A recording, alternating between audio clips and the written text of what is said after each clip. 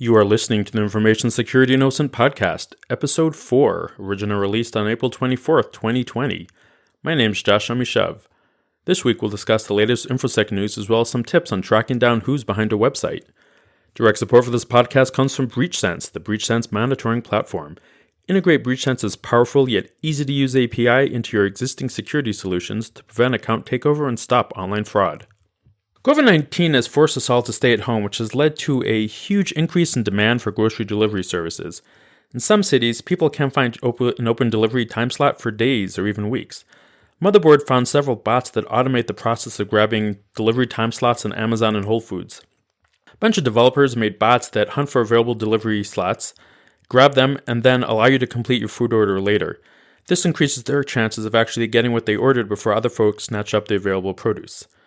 Some of the developers said that they designed the bots to help seniors who need to stay indoors. Having said that, anyone who's tried grocery shopping online recently and had to wait a week and a half for delivery only to get a portion of what they ordered due to supermarket shortages understands how a bot like this can obviously give you an unfair advantage. Who would have thought a grocery store bot would create such ethical issues? The Daily Swig has a story about a security researcher who disclosed 4 vulnerabilities in IBM's Data Risk Manager platform after IBM refused to accept his initial report. Pedro Ribeiro found several issues in the enterprise security software that can be chained together to give you full remote code execution. IBM told him that the vulnerabilities were out of scope for their Bug Bounty program, so he posted them to GitHub. And I should note that IBM's Bug Bounty doesn't offer actual money, it just gives you get kudos, but that apparently was too much to ask for. In response to the disclosure, IBM backtracked and conceded that their vulnerabilities were in scope and admitted that they had mishandled the initial advisory. Pedro told the Daily Swig that IBM has not contacted him since his disclosure. ZDNet reported that hackers stole over $25 million in cryptocurrency from the lendf.me platform. A similar attack was carried out against the Uniswap cryptocurrency exchange as well. The attacks appear to be related. The hackers chained together several bugs and legitimate features from different blockchain technologies used to execute what's called a reentrancy attack. A reentrancy attack allowed hackers to withdraw funds repeatedly in a loop before the original transaction is approved. This is sort of like a unit at command or batch job that executes itself and then sets up the next at command to run before it initially completes. Lendf.me and DForce Foundation negotiated with the hackers using blockchain transactions, so all the negotiations are public. And in an interesting plot twist, the hackers returned all of the stolen funds after accidentally leaking their IP address. Law Street reports that Clearview is involved in yet another lawsuit due to another security breach. Clearview maintains a massive database of over 3 billion people, facial recognition photos, and sells that to law enforcement. They had a misconfigured server, probably an OpenS3 bucket or similar, which exposed internal company files, apps, and source code. This allowed anyone on the internet to run Clearview's application and access its biometric database. Clearview tried to pay off the security researcher who found the misconfiguration and force him to sign a non-disclosure agreement. And in related news, Apple recently blocked Clearview's app on the App Store for violating its rules, and Facebook and YouTube have also requested that Clearview stop scraping their platform. Last week I talked about the economic injury disaster loan website leaking sensitive information belonging to small business owners. This week, ZDNet reported that the government of North Rhine-Westphalia, a province in western Germany, lost tens of millions of euros due to a classic phishing attack. Hackers created a copy of the official NRW Ministry of Economic Affairs website, which is used to distribute COVID-19 financial aid.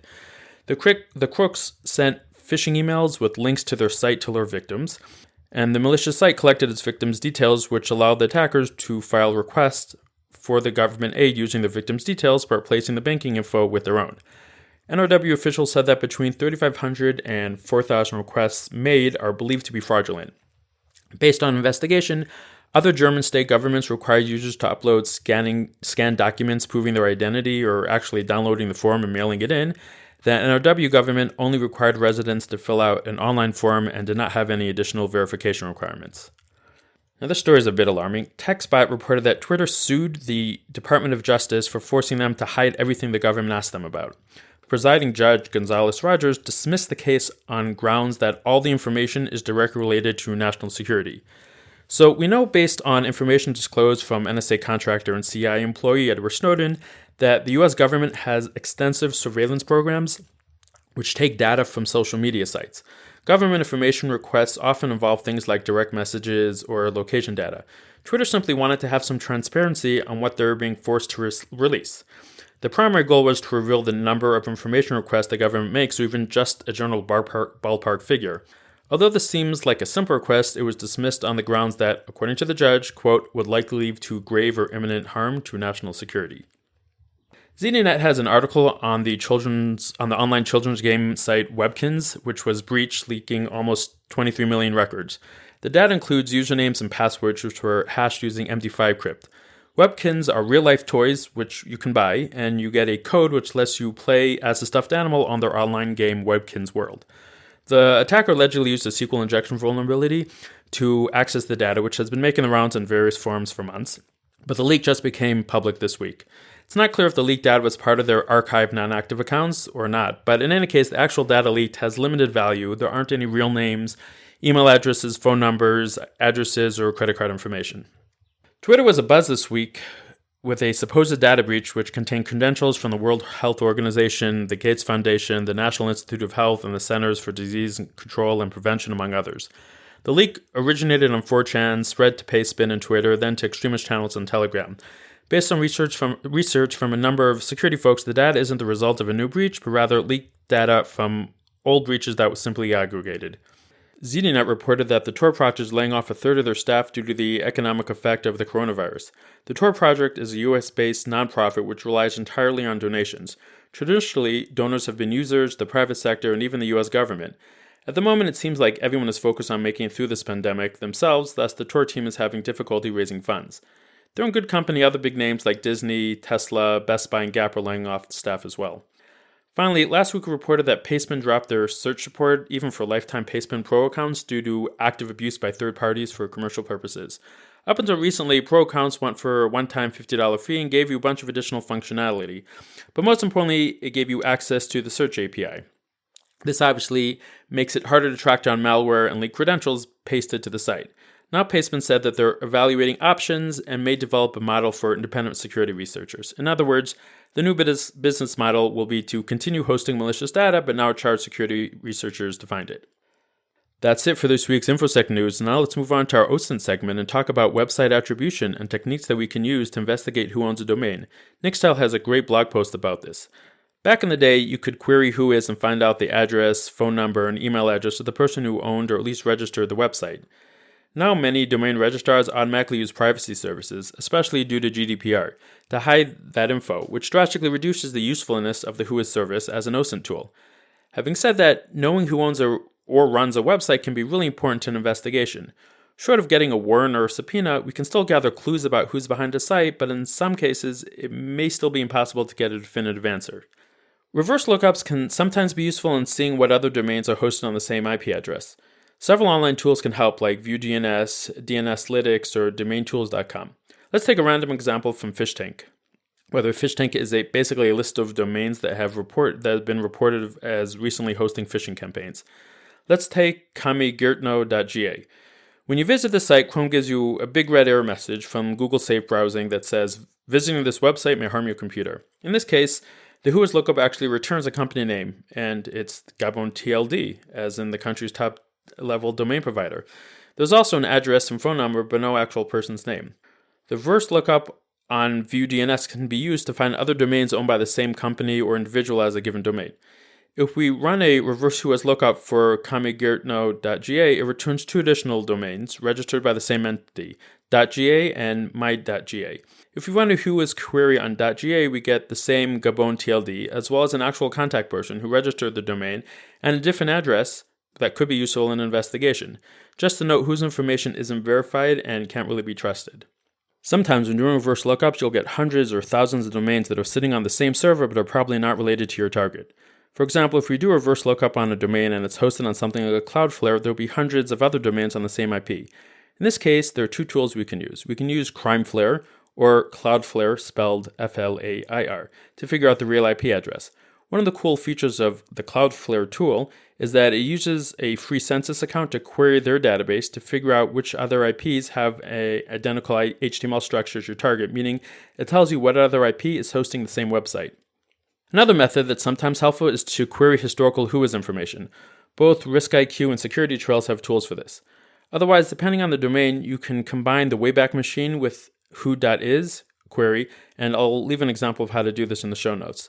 Technique, as well as tracking TLS certificate changes in the certificate transparency logs like cert.sh, can be especially helpful tracking down when a domain changes owners. Now, Krebs on Security recently blogged about some similar research. What started this was Trump sent out a couple of all-caps tweets along the lines of "Liberate Virginia, Liberate Michigan, Liberate Minnesota." Shortly afterwards, there was a huge upsurge in domain registrations that started with the word reopen and ended with a U.S. city or state name. There is an interesting Reddit thread about several reopen-related sites that appeared to be astroturfing. Astroturfing means masking or hiding the sponsor of a message or organization to make it appear as though it originated from a grassroots initiative. The Reddit thread focused on a couple of domains which appeared to be connected to gun rights and anti-shutdown groups, specifically ReopenMN, ReopenPA, and ReopenVA.com. These domain registrations coincide with protests in places like Minnesota and California against quarantine restrictions. Krebs found about 150 new domains registered in the last month that started with reopen and ended in .com.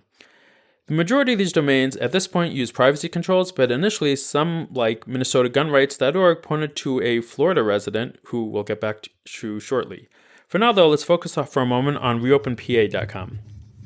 It redirects to action.pennsylvaniafirearmsassociation.org, and if you look at the source, search for the Google Analytics code, which starts with UA- and then a number. The full Google Analytics code in this case is UA-60996284-22.